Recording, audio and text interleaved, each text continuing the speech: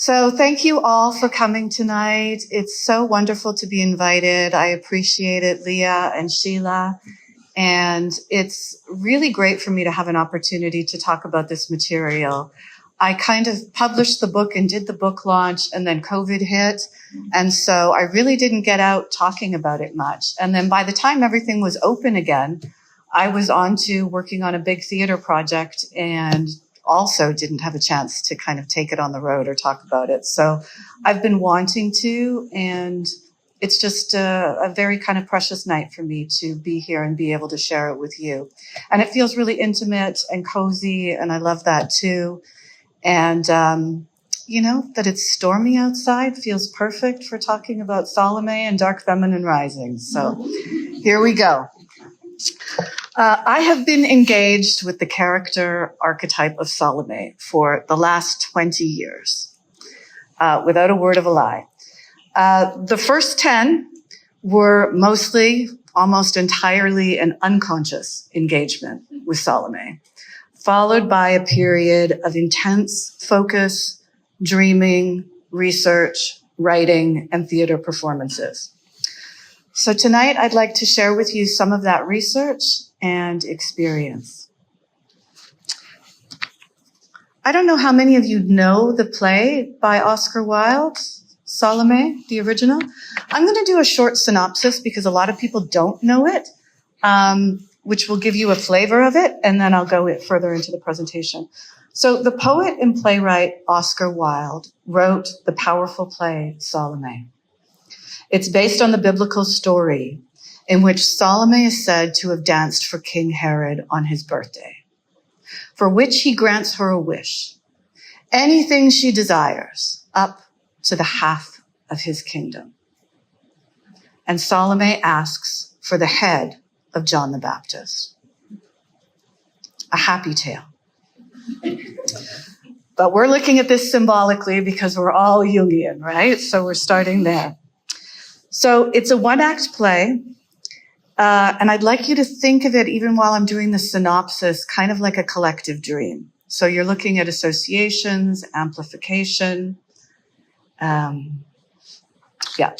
literally. The play is filled with powerful images of the feminine, the moon, the dance of the seven veils, as well as psychoanalytic dynamics of projection, projective identification, and shadow. One of the first lines in Wilde's play is, "Look at the moon. How strange the moon seems. She is like a woman rising from a tomb." In the play, Herod kills his own brother, marries his brother's wife to take over the kingdom. And then he becomes obsessed with the young princess Salome, who is now his stepdaughter. He can't stop looking at her, thinking about her.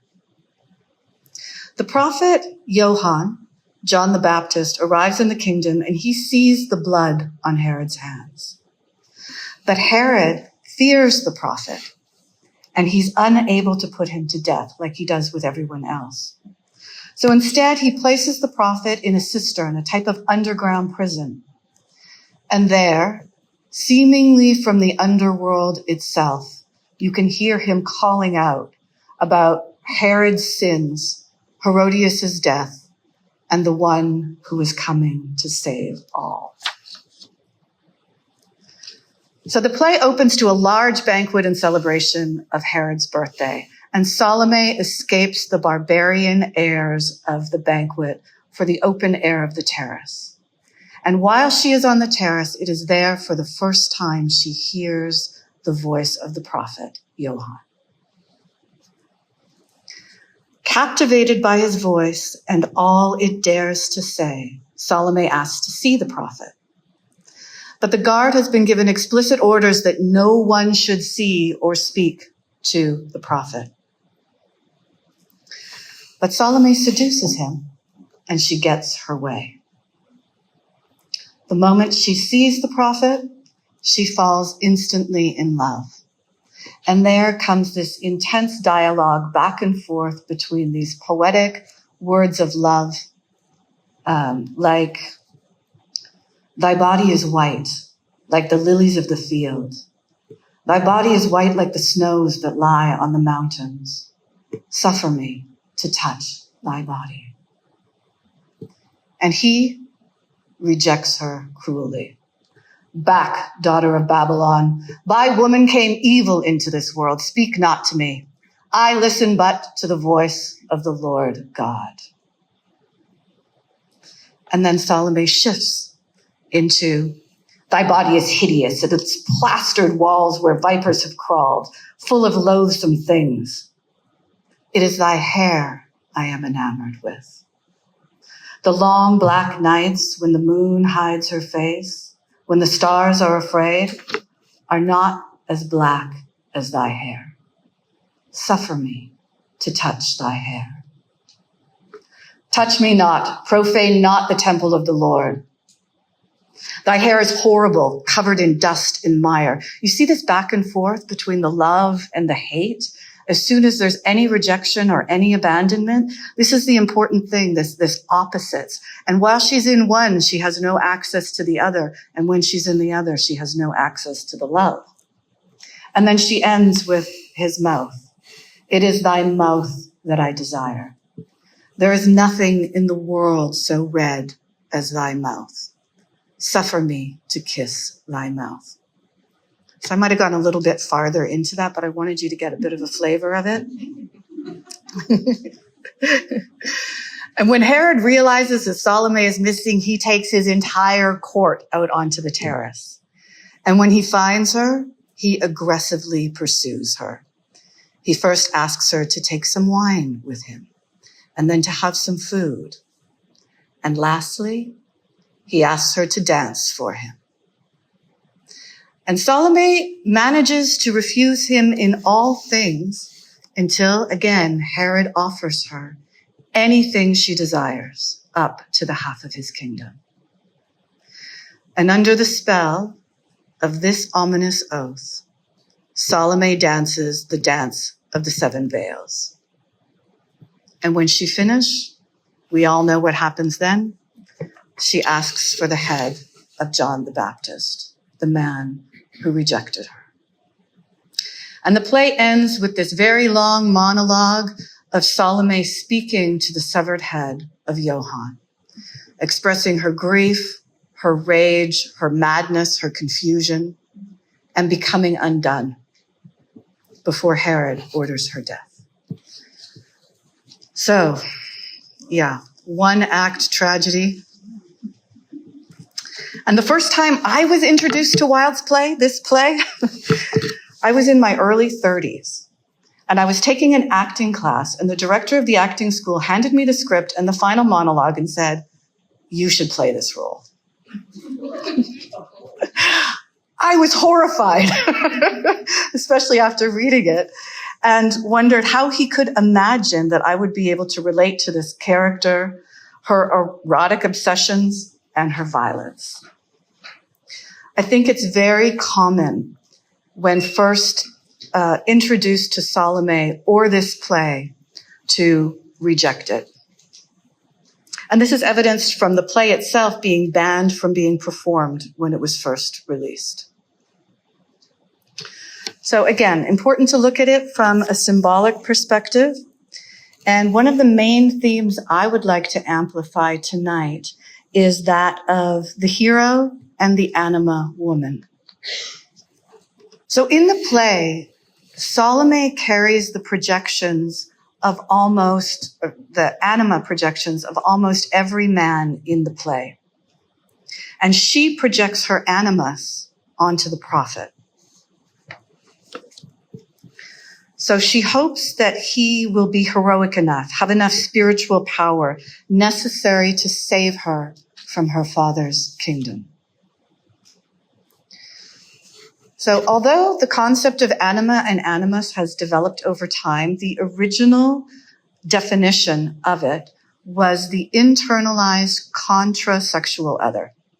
So whatever gender you identify with, it's the opposite gender within you. Now, I think today many individuals don't relate to the anima, animus archetypes as being gendered. So one could also consider these archetypes as the inner ally or the inner beloved, the inner guide that takes you to the deepest levels of psyche and dreaming. Anima is the Latin word for soul and animus for spirit. So we're on very precarious ground once we have projected these out onto an external other. When we project the anima or animus out, and by the way, everyone does. So if you're sitting there going, oh my God, yes, everyone does, at least at first. We give that other an extraordinary amount of power. And the carrier of the projection starts to hold a certain fascination that is rarely based in reality. There's often a numinous field of meaning that gets created around the relationship and the individual. And ironically, this is one of the reasons why a lot of people argue that the relationship is so special and that it needs to continue because of this numinous synchronistic field that gets constellated. In its proper place in the psyche, the anima and animus sits at the very edge, at the barrier between the collective unconscious and the objective unconscious. So again, we're talking the deep psyche, the mundus imaginalis, the traveling into another world or another realm beyond. That's what the anima in its right place over many years of working with dreams can give you access to. So Jung refers to the anima in men as the archetype of life. And it leads him to his inner soul and knowledge. Marie-Louise von Franz acknowledges its intrapsychic function. In its right place, the animus in women acts as the innermost instinctive awareness of the inner truth, a basic truthfulness which guides the spiritual woman in her individuation towards becoming her own self, end quote. Projected outward, it becomes apparent that the animus can lead a woman away from herself. Majority of men and women rarely connect to the animus intrapsychically. Once it's projected, there's a need to be with that other in order to feel alive. And paradoxically, one's very life force is drained through the projective field. One might say this kind of very possession that marks the culturally idealized version of romantic love. I might go so far as to say that there's a collective narcissistic obsession with ideal love. Indeed, one of the diagnostic criteria for narcissistic personality disorder in the DSM-5 is a preoccupation with ideal images of love. So Marie-Louise von Franz says it's important to take objects away from the anima animus, so to pull and recollect the projections, which is easier said than done. Often fate intervenes with this and forces the projection to be recollected. Okay, I am going to read this quote by Marie-Louise von Franz because I like it so much. It's about how important it is for the anima animus to stay inside. Quote, "Otherwise you're possessed by your desires. When anima animus is in the bottle, you are free of possession, even though you may be having a hard time inside. Because when your devil has a hard time, you have a hard time. But he will rumble around inside for a while, and after a while, you'll see that it was right to bottle him up. You will slowly become quiet and change. Then you will discover that there is a stone growing inside the bottle, insofar as self-control or non-indulgence has become a habit. And eventually, that stone will become a diamond." End quote. So one might imagine that individuals live and make decisions and choices for freedom, for this elusive diamond. But the fact is most often the opposite. Individuals long for fusion and possession. Existential psychologist Yalom sums this dynamic up nicely when he writes, "One of the great paradoxes of life is that self-awareness breeds anxiety. Fusion eradicates anxiety in a radical fashion by eliminating self-awareness. The person who has fallen in love and entered a blissful state of merger is not the self-reflective, questioning, lonely I. Instead, they dissolve into the we. One sheds anxiety, but loses oneself." So that's a lot about the anima animus. One thing that I find very fascinating is that Jung referred to this as the magnum opus of the individuation journey. The first stage of the work was the shadow work, and then followed by the anima animus, which is this, what he calls the magnum opus. Do any of you know how this theory developed with Jung and his history? Just yes? Hands up, yes? Yeah. Okay, well, it's interesting. It developed through the relationship that he had with Sabina Spielrein. Spielrein was 19 years old when she was admitted to the Brokoltzi clinic where Jung was working at the time for what was deemed hysteria after the death of her younger sister and years of abuse by her father. She was treated by Jung with the talking cure, which was new at this time. It was actually Jung's first time trying out the talking cure, and he was having consultations with Freud about it. After her treatment and released from the hospital, she became Jung's research assistant, went on to get her own doctorate, and Jung supervised her doctoral research, and it is believed that they became lovers. Most people believe that they did. So there's obvious discrepancies between these two, from the gender culture at the time to the age. Jung was 29, she was 19 years old when they met, and the enormous imbalance of power that exists between a treating physician and his patient. So the field was very, very alive and very charged between them. It was complex and layered.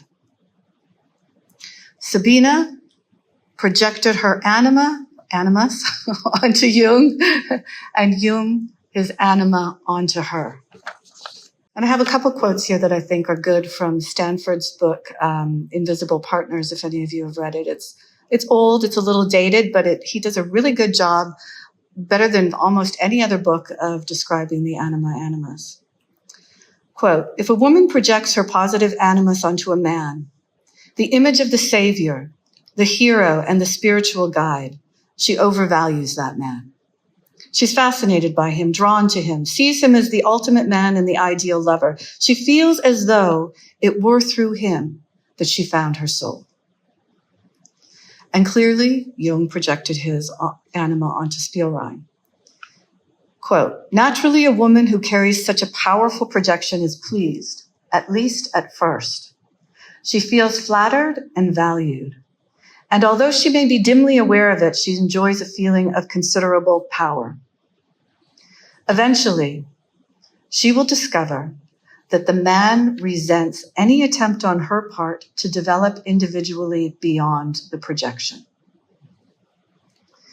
And he will not ever see her as she really is, but as he wants her to be." So these projections were also conflated with many other things in my mind. With Jung's internal mother imago was also projected onto Spielrein. Jung's mother was admitted and hospitalized several times while he was growing up. And that kind of abandonment at that time, this is a quote by Peter Mundi. He says, quote, "Jung's polygamous dimension, which characterized his adult relations with women, was an attempt to heal a deep and troubling split in the mother imago which began in his turbulent relationship with his own mother. That makes sense, right? The animus projections are often conflated with the father and mother complex. In Memories, Dreams, and Reflections, Jung discloses that his mother's absence when she was admitted to the hospital left him deeply troubled. And from then on, whenever the word love was spoken, he was mistrustful. Spielrein also projected onto Jung her own father imago. And this was a very strong projection, and it kind of led to a bit of a repetition compulsion that happened in certain ways, which I'll get into a little bit later. But first, I'd like to say the other thing that I believe really interfered with the projective field and confused it was Jung's own sexual abuse. How many people know that Jung had sexual abuse in his past? Yeah, it's pretty astounding because I was astonished with over 2 decades of study and comprehensive study in the field of depth psychology. I never came across this, not once in any reading, any lecture, anything, any training, even a passing reference. So it was actually in my 2016 preparation for a panel discussion at the Vancouver Jung Society around the triangle between Jung, Freud, and Spielrein that I first heard of Jung's own sexual assault. He disclosed this in a letter to Freud in 1907, when he confessed that his tardy replies in their communication were due to a religious crush with, quote, erotic undertones. The feeling comes from the fact that as a boy, I was the victim of a sexual assault by a man I once worshipped. So we could say at one level, Jung was trying to save his mother or recreate his mother and save her through the transference. And Spielrein was trying to make Jung her father and then have a corrective experience with him. There's this quote from the Berkoltzi records of her treatment where she says to, quote, I want to feel pain. I want you to really hurt me. Force me to do something that I resist with all my strength. So here we see the strong desire for the repetition compulsion, for Jung to do something to her that mirrors the original trauma with the father. Another quote from Spielrein at this time demonstrates the intensity of the anima-identified woman. Quote, let me be his guardian angel, his inspiration, constantly spurring him onto greater things. And if you haven't seen it, I highly recommend the documentary, My Name Was Sabina Spielrein, that was done by Elizabeth Martin and released in 2002. As the relationship progressed, Spielrein fought to pull back her projection onto Jung. In a letter to her mother, she writes, just recently, Jung finished his paper that created such a stir, The Significance of the Father in the Destiny of the Individual, in which he shows that the choice of the future love object is determined by the first relations of the child with his parents. That I love him is as firmly determined as that he loves me. He is for me a father, and I am mother for him. And now he has fallen in love with me, a hysteric. And I fell in love with him, a sociopath. I could actually present all evening on these dynamics because I've dived into it. I've done research on it. There is a chapter in my book devoted to it. But I wanted to just really give you enough information to kind of set the stage and really kind of ground into the history of animus, where it came from, and how it came into being. And I'd like to emphasize, if it's not already abundantly clear, that these projections are really, really hard to see and to reclaim. In fact, one can become free of it and have insight into it only to be like the following week right back into it and have absolutely no connection to the insight and the consciousness that was gained. And then this back and forth and this circumambulating again and again, getting the insight, losing the insight, getting it, losing it. And, you know, we've all been there. Or know somebody else who's been there, going around this circle, and we're like, oh my gosh, could she just get rid of that guy? Or could she just get rid of her? This is just like, but no, they're back. So, you know, this is, in alchemy, this can be kind of seen as the movement between the albedo, the getting the insight, and then back into the negrito, back into the confusion, back into the dark mass, back into entanglement. A lot of people think of anima, animus projections as different, but at the core, they're the same. You're handing over the key to your own individuation to another person, hoping that that other person will somehow save you, inspire you, guide you. And the projection holds death at its core. And here we're back with Salome and the prophet, right? How they both die. Because they represent a refusal or an inability to see reality.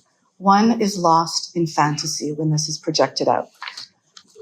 You know, I've been doing analysis for a very long time with a lot of other people, and then in analysis myself, 3 formal analysis. Nobody really wants to be told that they hold the key to their own destiny. They just don't. They want to receive it from another. And, you know, we could say generously that you need to project to see and then re-introject and to have the empathy, all of this kind of stuff. But it can also just be an infantile attitude, right? That's left over from unmet childhood needs. So there's a righteousness at its core, you know? You're wanting something that ideally really should have been yours at some point, but wasn't. And then you're trying to co-opt this other person into that role, completely out of awareness, you know, until you become aware of it. Yeah. So in Spielrein's diary entries, you can see and feel the inner agony that she was going through as she struggled to pull back her projection and own her own sovereignty and her own life force. As she did this, she came closer and closer to seeing reality. And I think of the dance of the 7 veils as representing this, as a movement to the removal of the layers of projection and fantasy, coming closer and closer to reality. I don't know if many of you know Wilfred Bion, but he has a wonderful quote where he says, "Mysticism is seeing reality as it is." I love this quote. Spielrein's growing confidence in her own theories, in her own way of seeing things, and how she felt infantilized by Jung at times, brought about a strong anger in her. And just a word on anger, that it can be a very protective and motivating force, strong enough to sever the final threads in the projective field. Herod, if we go back to the play, his anima projection on Salome dissolved when he saw her capacity for violence. He could no longer hold her as an object of his sexual desire anymore. And that's when he had her killed. I imagine Jung's breaking of the anima projection on Spielrein was connected when she started speaking out in outrage to the community, as well as the moment that she reportedly tried to attack him with a knife in his office. And while I don't advocate for violence in either sex, obviously, the capacity to feel it and allow access to it is enormous. It holds enormous power to it. You know, it really has what is necessary to break through that force field and reclaim your life from a relationship such as this. It can break the spell of the oppressive projection and set appropriate boundaries. This is actually a quote of Peter Mudd talking about their relationship. The next one will be Spielrein. If we consider this kind of love as Jung did in his marriage essay, an essay surely informed by this experience, we can see how easily the abuse of power in service of an intrapsychic need becomes inevitable. Jung's attempt to instruct Spielrein in how to love him, blatantly selfish as it was, indicates a dim awareness on his part of what he needed.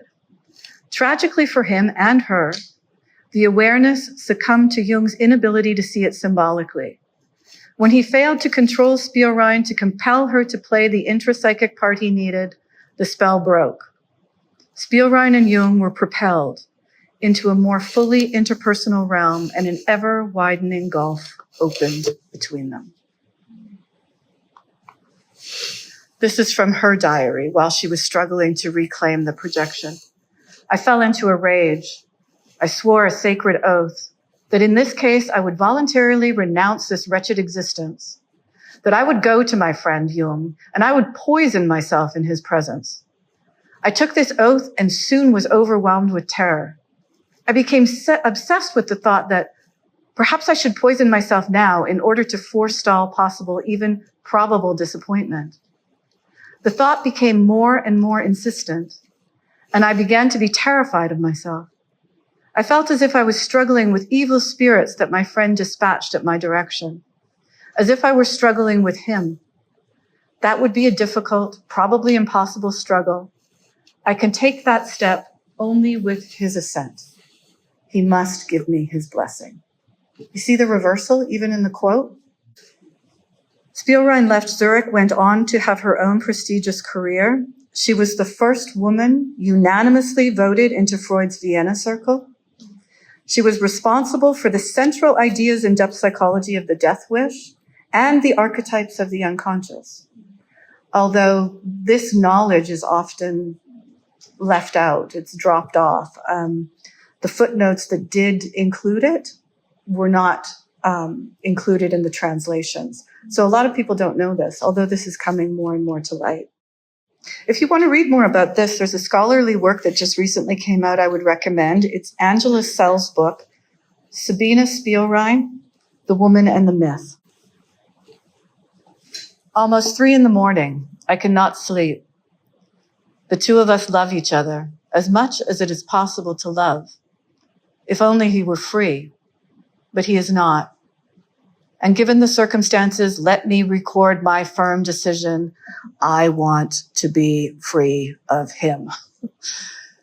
I still want to live and be happy. Now I must make a cold compress for my head since my wild yearnings make me feverish. Dear Lord, I should like some peace, at least at night, so that I might gather my forces to begin my new study on the death instinct. Come at last, reason. Let me be free at last. For a few months. I am absolutely determined now. I want to be free. I'm going to make the argument that within a patriarchal climate and society, most often the projections that men make onto women include their vulnerabilities and their demons and their darkness and their traumas. And what women most often project onto men is their inspiration, their guiding, their own power. And if we remember, the demons and the daimons are the most difficult things to hold in the psyche. They're the things that are most often projected out, right? So to know your own daimon, to know your own demon, is the work of individuation. So the fact that after the relationship severed with Jung, Jung went into his own descent, his own night sea journey, I think is further evidence of this, that he had to pull back his own demons at the end of the relationship. In a letter to her, he writes, quote, "Give me back something of the love and patience and unselfishness which I was able to give you at the time of your illness. Now I am ill." End quote. So, interestingly enough to me, anyways, it was during this Nikia, during this descent into the unconscious, that Jung had his vision of Salome. It's recorded in the Red Book. And the initial vision he had of Salome and Elijah, he referred to as the mystery play. So I'm connecting Elijah with John the Baptist, which Jung did himself also. In his words, he says, John the Baptist came in the spirit and power of Elijah. John was Elijah, if you're willing to accept it. These are Jung's words. In other words, John is the fulfillment of the coming prophet Elijah. So in this profound encounter that Jung had with these two figures, he said he dropped into the deepest visionary space he had ever been to. He said in the past he'd had visions that took him to the depths of about 1,000 feet. But this time it was a cosmic depth, like going to the moon.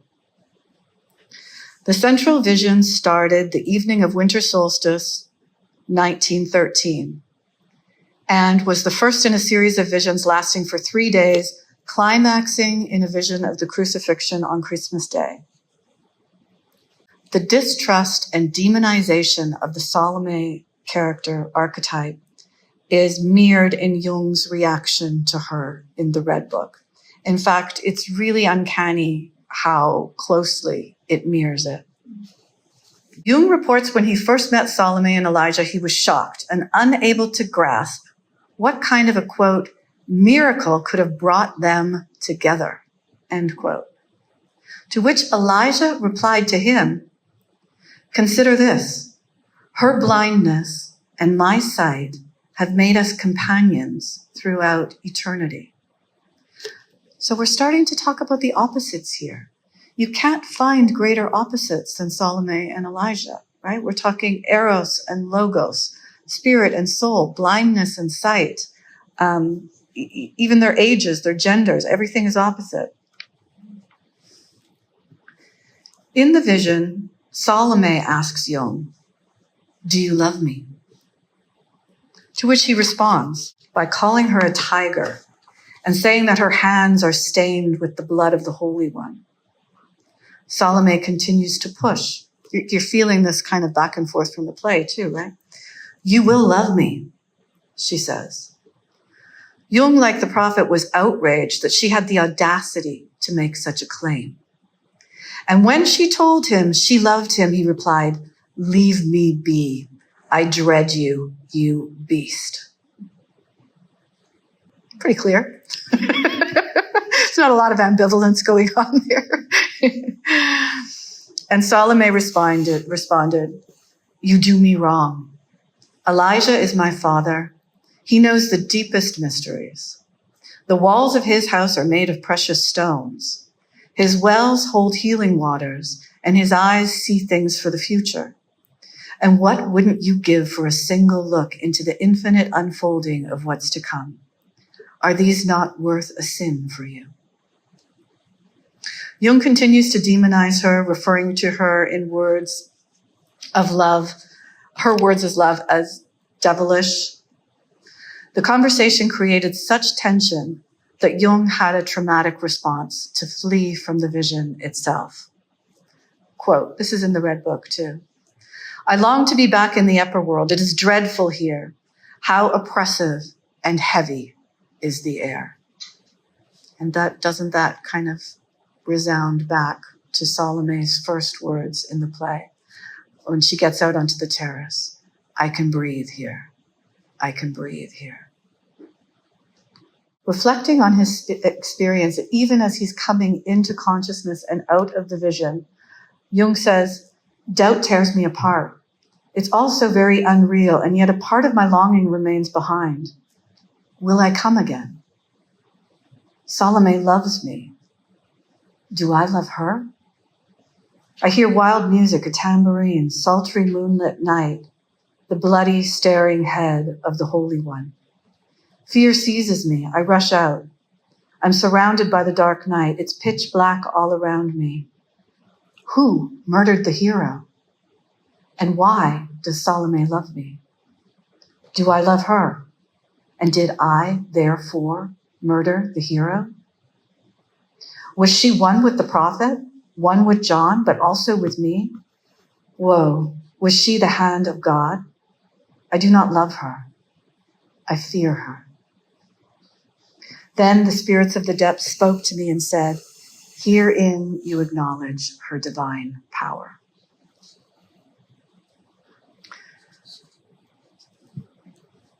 So again, they represent the opposites, Salome and Elijah.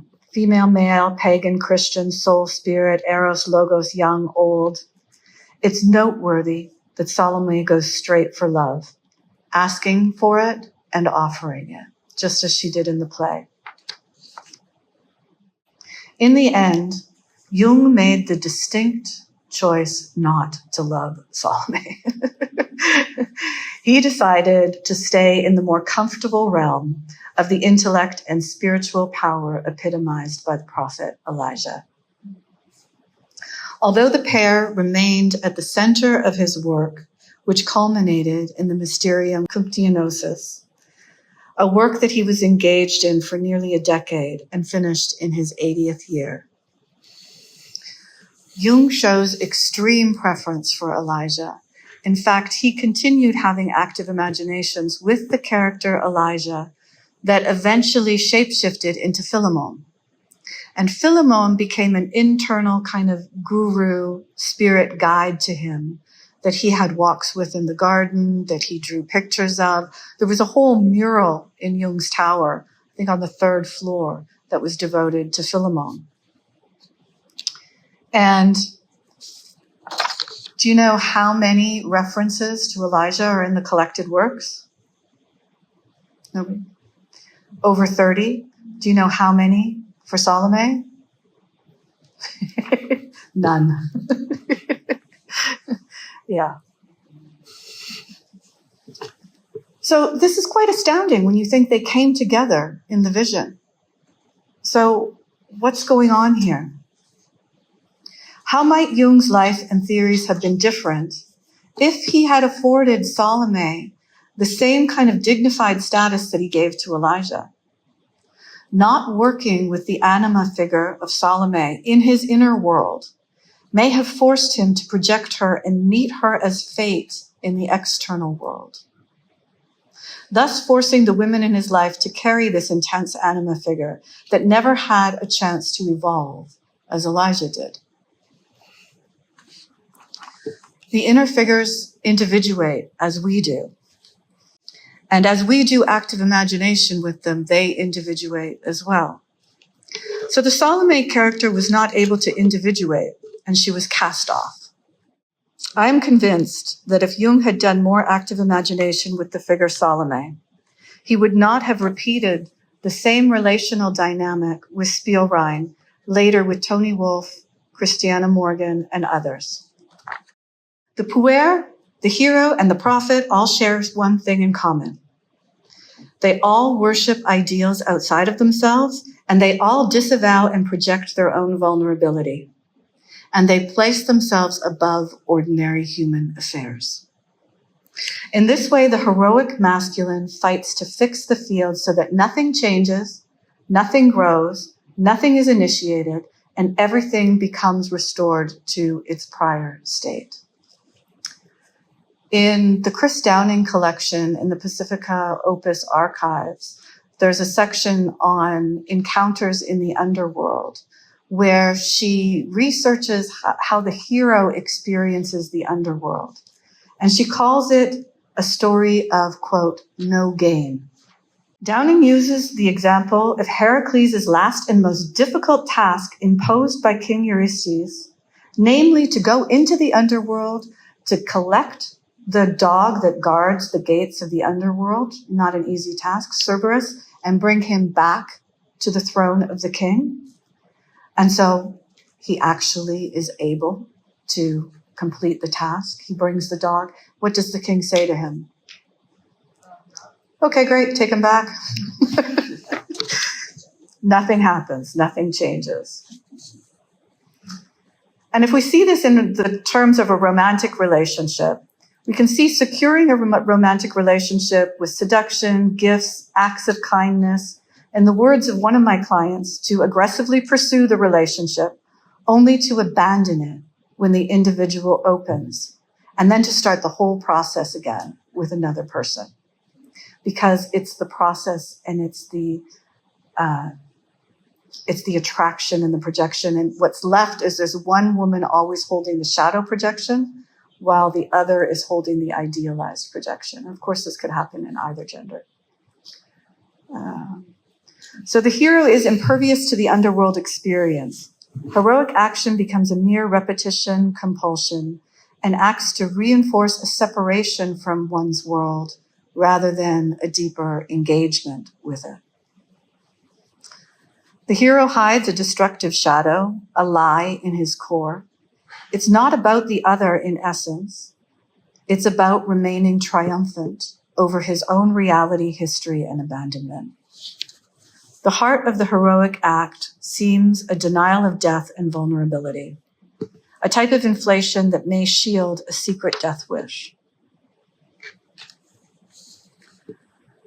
Jung understood this when he said in the Red Book, the hero needs to die. And perhaps James Hillman, expressed it best when he said, hopefully we may recover mythical images that lose the hero but save the wound. I really love that quote. Yeah. Obviously, a more demanding position to allow the full range of emotions, the authentic creative responses, to see how the body resonates with it, and see what voice is pushing through to be heard.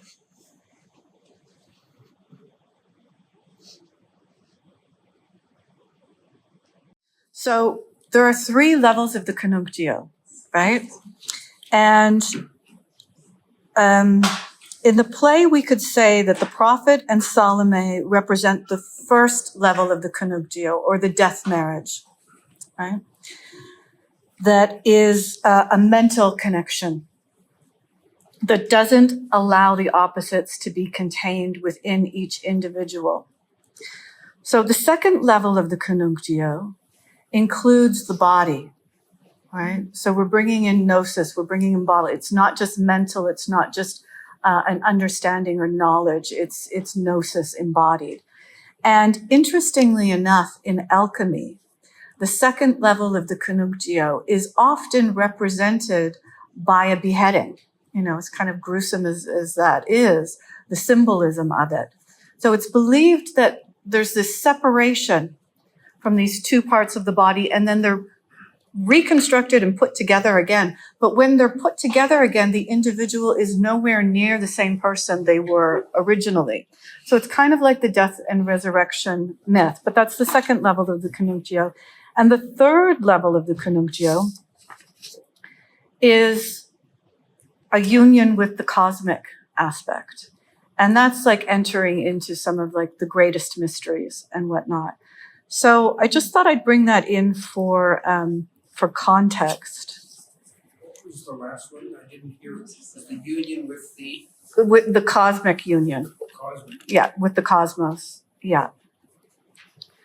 So I feel that we're so collectively lost in the narrative of the hero that, you know, and I find this with people I work with in my practice all the time, that they have these wonderful dreams, they have these great ideas for either writing or painting or doing something creative, but they don't want to do it because it's like, I'm too old, I'll never be able to make anything of this, or, you know, that's the heroic narrative. Like, we forget that creativity is for individuation. Creativity is for wholeness. It's for mystery and the communion with the spirits. It's not a commodity. So I just wanted to say that. And then the last thing I'll say about the hero is I find it interesting to note that we find the heroic deserving of veneration, even centuries of worship, when a man follows his spiritual vision all the way to death. But we do not find this true of the body's sacred erotic mysteries, which were represented by Salome.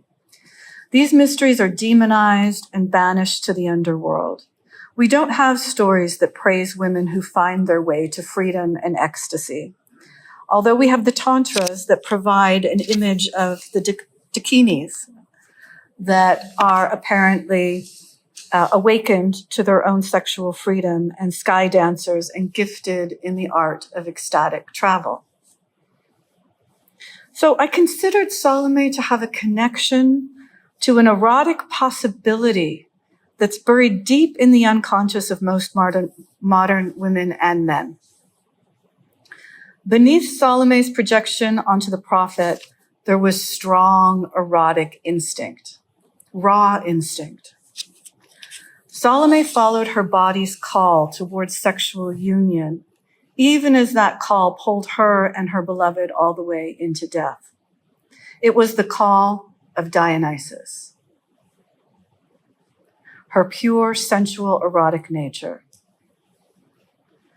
We don't actually have to think of the erotic here only literally erotic. We can also consider it a way of living from the body, living with such a deep connection to the sensations of the body and the body's innate wisdom. In Downing's words, it's one of my favorite quotes, for women, the psychological move from Theseus, the hero, to Dionysus is not just a turning from one man to another.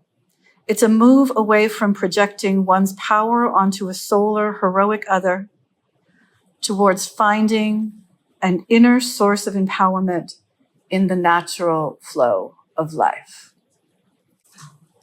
Okay, so in 2011, while I was engaged in my own inner reckoning with pulling back projections after a failed marriage, I took a trip to Romania, which is the land of my ancestors. I had a 4-day stopover in Paris, and I really ritualized this trip, so I broke it down to 4 segments of 4 days in 4 places that were all very, very specific for different reasons. 4 representing, according to Marie-Louise von Franz, wholeness and the completing function of the feminine principle. My intention was to connect with my Romanian roots, to grieve the loss of my relationship, and to pull back any remaining projections and embrace a deeper and more complex understanding of the feminine. That's a bit of an agenda.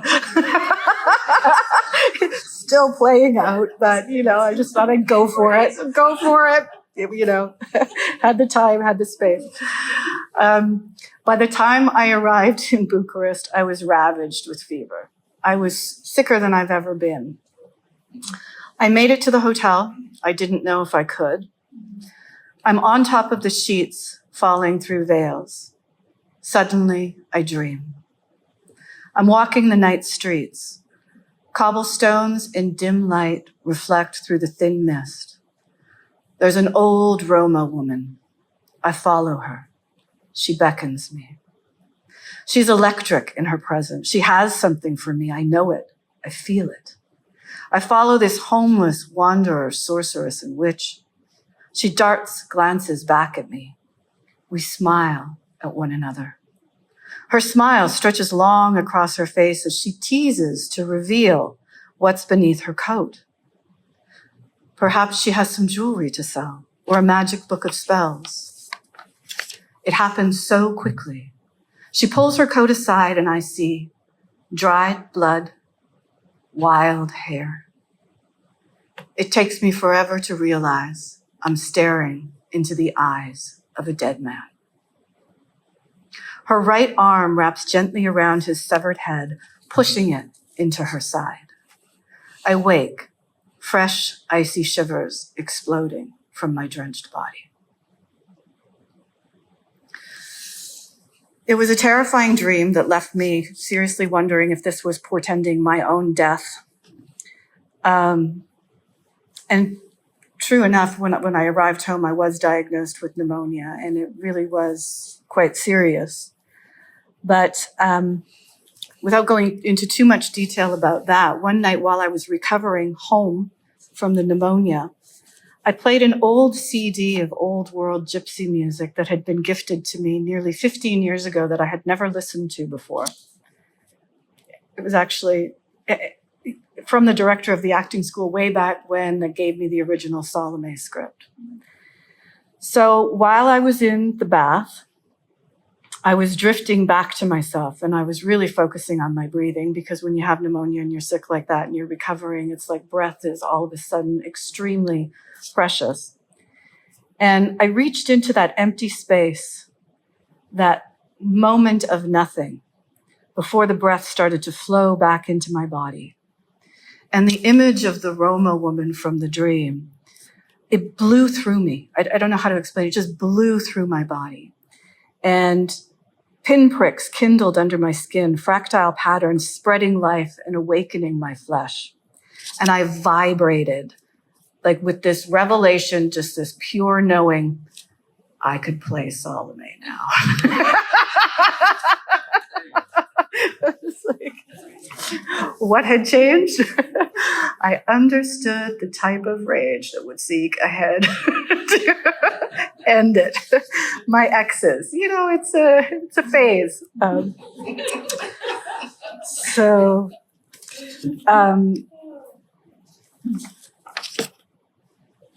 Stephen, the man who had gifted me with this CD, was that director of the play. And I just picked up the phone and called him, and I was like, oh my gosh, will he even remember my horrid attempt at the monologue, or that I tried it, or who I am? Or I called, and all I said was, I'm ready to play Salome. And he said, great, let's meet for dinner. And that started my moment of saying yes rather than no to Salome, which took me on a very deep journey, which is a couple of the chapters of the book. I call it an initiatory experience into seeing through the projective layers to deeper realities. I don't think I'm quite at the mystical state of beyond yet, but, there's so many layers to go through. So this is an image from when I was playing the role. I think of this as Salome contemplating taking the power from the king. So in playing Salome, I was attempting to uncover a deeper sensual and emotional instinct inside of myself. I wanted this to be ritualistic and a safe and creative way for me to explore my anger at the violation, abandonment, and betrayal from the men in my life. Women need such places in the world if they're going to not simply repeat abusive relationship dynamics or pass them down to next generations.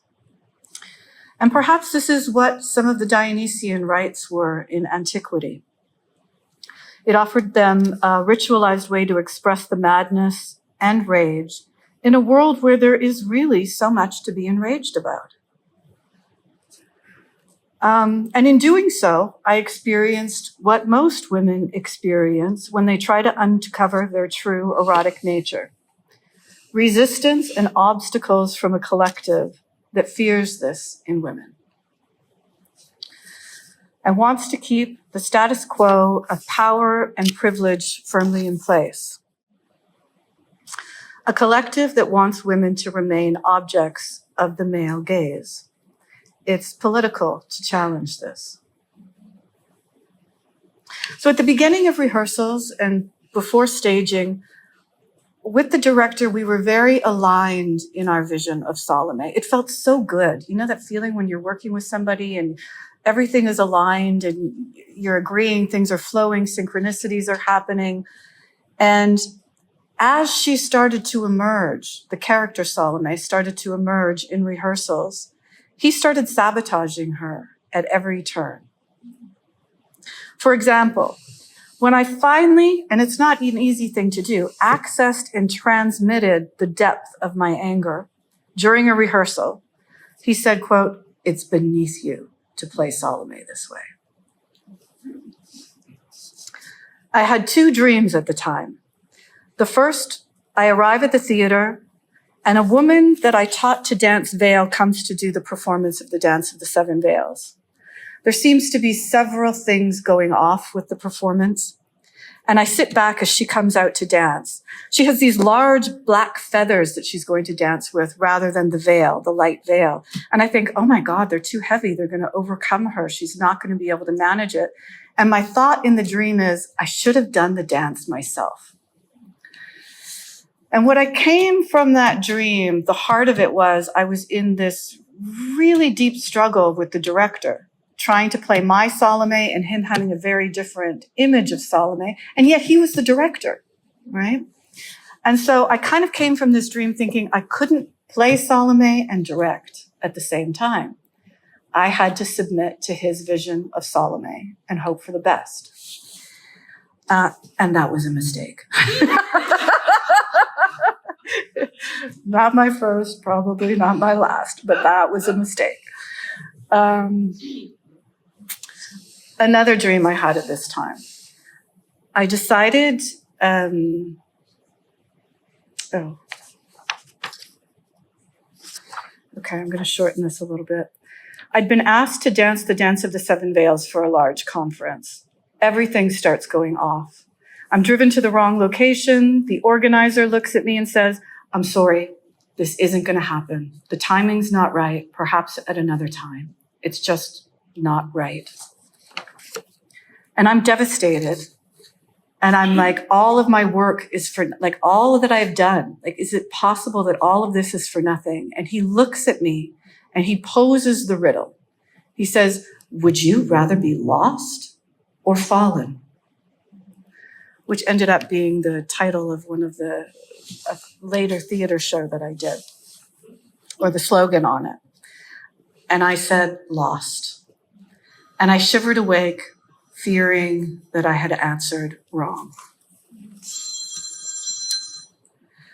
I came to realize after that, like Herod towards Salome, the director didn't want to be forced to remove the anima projection he had onto me at that time if I played my Salome. He did not want to see me rageful, powerful, and aggressively sexual. He did not want to be confronted with the dark feminine in me. He wanted to see a lost, desiring, seeking, helpless Salome in need of saving, so that he could remain the hero. Of course, this is my perspective. He has a different perspective, but he's not here. So he tried to save me from my inner struggle with the character myself, rather than direct me to use it to intensify and animate my character. And I could only see all of this in hindsight. At the time, I could only really sense something was off. And I was confused. And so I went on stage and performed a very surface Salome. Where I might have been strong, I was lifted off solid ground, twirling in midair with the power of projections. I was lost. But I got very angry afterwards that I didn't have my chance. And sometimes after writing this and writing about it in one of the chapters in my book, I had the realization that if I was ever going to get to play my Salome, which I felt for whatever reason I really needed to do, I had to create the space to do it within. Nobody was going to give me that. Nobody was going to create it for me. So about 10 years after playing Salome the first time, I wrote and performed a one-woman play entitled Unveiled. In Unveiled, there are two primary storylines. The first is called The False Bridegroom, which is the story with my ex. And the second is Salome, which dramatizes the complex dynamics that constellated when I originally played the role. So in the play, the false bridegroom is told chronologically in time, and the Salome story is told backward in time until they meet. They kind of crisscross, until they meet in the middle. And as they draw closer to the center and meeting each other, there are moments of revealing in significant ways that the story is the same, that the same oppressive dynamics present in violence against women often show themselves in more subtle forms in romantic relationships and professional relationships. So, how did that go? You might ask. The opposites were constellated, both inner and outer. People loved it, people hated it. I had standing ovations. I had posters ripped off the board. I had both glowing reviews and scathing reviews. It forced me to expand what I was able to contain both in the positive and the negative. I was met, I would say, with some of the intensity of the negative stuff and some of the weirdness that constellated. I would say I was met with an element in the collective that doesn't want the feminine in women to individuate. And an interesting little side note, when I was on my way to the first dress rehearsal at a theater on Granville Island, I was just in my lane, driving away, and a bus went to change lanes and almost rammed right into me.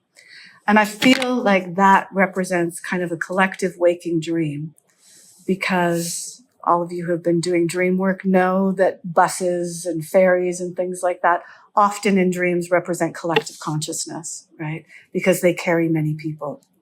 So this kind of, and it also gave me a sense of what I would have to navigate through in order to survive the next 28 shows.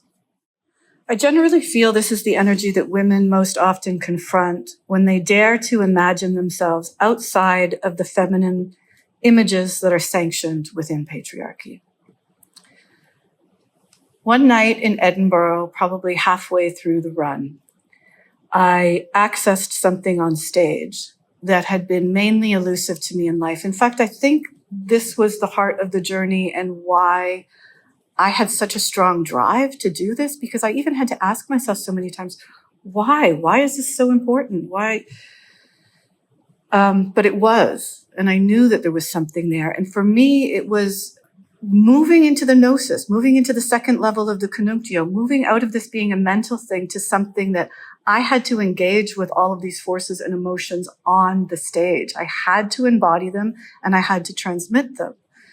So, and there was a moment where my body was moving on its own and it was separate from my consciousness and my voice was speaking without thought or preparation.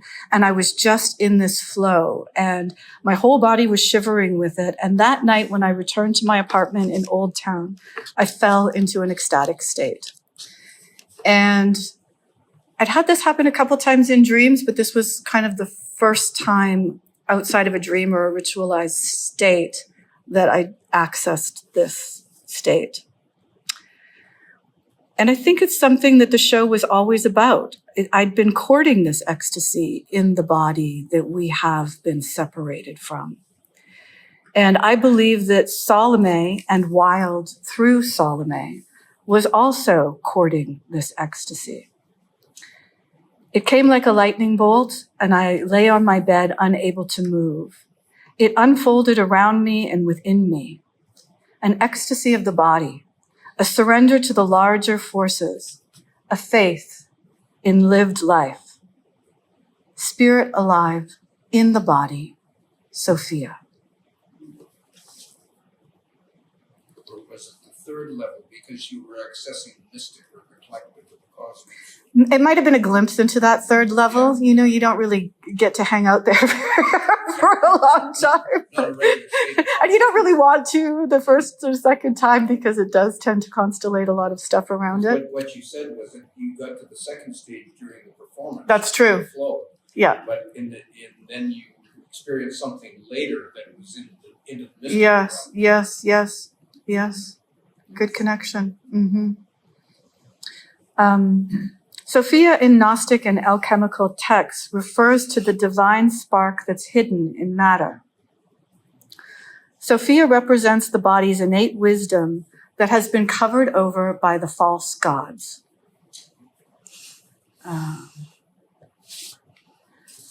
Once discovered, these experiences are repeatable. You know how repetition, compulsion repeats backwards? There's something in alchemy called multiplicatio, that it keeps multiplying forward. I think there's like a forward-like repetition that can happen once these states are accessed. In alchemical texts, there's a higher and a lower Sophia. And I'm not going to go into too much detail about this, except to say that the lower Sophia, that spark in matter that needs to be liberated for the wisdom and the experiences of the higher Sophia to be experienced. Well, I'm going to just refer to Jeff Raff's book because he has one of the best books, I think, on Sophia, The Wedding of Sophia. He says when you're exploring such depths in the psyche, you have to be willing to experience both the higher and the lower Sophia. You have to experience the agony of the Sophia that is trapped in matter, misunderstood, not valued in the world, and so on. This is a quote from Jeff's book. Quote, in the Gnostic texts, there is the image of Sophia as the fallen or lower Sophia, where she's abducted and raped by the false gods. Sophia is the divine soul lost in matter. Sophia's rape corresponds to the oppression of the feminine archetype in the patriarchal world. The loss of Sophia is the loss of all feminine values and represents the domination of both material and spiritual life by the masculine principle that is in its one-sidedness truly the false god. If a society consisted of individuals living with Sophia, that society would reach the highest cultural, moral, and spiritual levels. But of course, very few individuals listen to Sophia. She's not honored, nor is she respected. Few would even recognize her existence. She finds no home in our world. She is lost in the unconscious and wanders the world looking for those who would know her. End quote. That's Jeff. And at the beginning of Aurora Consurges, which is an alchemical text that's believed by many to be written by St. Thomas of Aquinas, there are 3 promises of Sophia. The first is to bestow enlightenment. Now, enlightenment is a very strong word, but it just indicates a transmission of knowledge that will allow the alchemist or an alazand to gain insight into the secrets of matter and its relationship to spirit. And the second promise is that the work will not be confounded, will not fall into confusion, will not be lost, even if it's difficult in moments. And the third is that Sophia will teach the science of the divine, which is alchemy, conceived of not as the pursuit of gold, but the study of all things divine. The wisdom she offers is the knowledge of the psychoidal, that objective level of the psyche, and the way in which matter and spirit interact and affect each other. Something important to consider when we're entering into the realm of Sophia is that we're entering dark matter. We're entering the unknown, and thus one needs to expand negative capacity. You know, we never know what's going to happen. We never know what's right around the corner. And yet we live as if we do. And so bringing consciousness, more consciousness to the fact that we're of how helpless, how vulnerable, how unknown the unknown, and how dark the dark is. That is the territory of Sophia. That is the territory not reaching out for relief in one direction or the other to bring in some knowing before the knowing just comes all the way through. Kind of like Sophia comes in the space between, right? Where you feel there's no hope and there's nothing left and there's no possibility, and then boom, something comes through, something happens, something expands consciously, and yeah. So she dwells in the in-between spaces and in the unknown. I had a dream once that I was in a ritual space, and I was calling out to see if I was on the right path. And all of a sudden I just said Sophia, and everything went completely black, like black as black. That is the territory of Sophia. Is that comforting or not? No. No, not really. It still isn't. Ever since I've done this play, the amount of things that have synchronistically concretized around me that have forced me to live and dwell in the unknown in very uncomfortable ways are pretty astounding, you know? After his first heart attack in 1944, Jung experienced ecstatic states.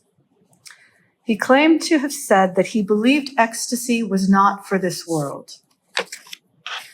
In a conversation with Jungian analyst Jeff Rath, he said he feels that this was because Jung was too wedded to the Christian ideal, a belief that this world was for suffering and for work, and that it was only after death that was for ecstatic states and the deepest kinds of spiritual awakening. It is true, many individuals have these type of experiences when they're close to death, as Jung did with his heart attack. It's as if the spirit of Sophia trapped in matter is momentarily released. However, it can also be constellated in the flow of life. In my experience, there are 3 phases of Sophia being revealed. She'll first show herself through dreams, and then there will be flickers of her coming alive in the body during ritual and active imagination. And lastly, she's constellated in the flow of life itself. Jung could not allow the feminine to develop in his theory to the same degree that he allowed the masculine principle to develop. And let's face it, he developed that really, really far. When he rejected Salome in his vision, he also rejected where Salome was heading, into the territory of Sophia. I have found my own dreams in life, as well as those of several analysans. The feminine individuates along the archetypal path of Persephone, Ariadne, Salome, Sophia. I would argue that the inner feminine, the anima in men, individuates along the same path. And while any archetype can constellate in dreams and life at any point along the journey, there do appear to be distinct phases. Sophia enters when we are not trying to escape anything, be saved by anyone, or express anything. It is divine territory. But of course, you have to do all those other things first before you get there. Sophia is the redeemer, and we need her energy to redeem both the individual and the collective. However, the hero, savior, and the authoritative masculine doesn't die easily, both in the inner realm and the outer arenas. The individual and the collective rail against this movement because it requires death and a radical transformation, a true union of opposites. In conclusion, Salome can be seen as connected to the lower Sophia, trapped in matter, trying to be released. Her rage, grief, and erotic longings bring Sophia forward, as well as the inner marriage. The Salome phase of the work is a difficult and harrowing passage towards Sophia, a trust in the body and lived experience as it leads to the ecstatic, the secrets of the feminine side of God. Thank you.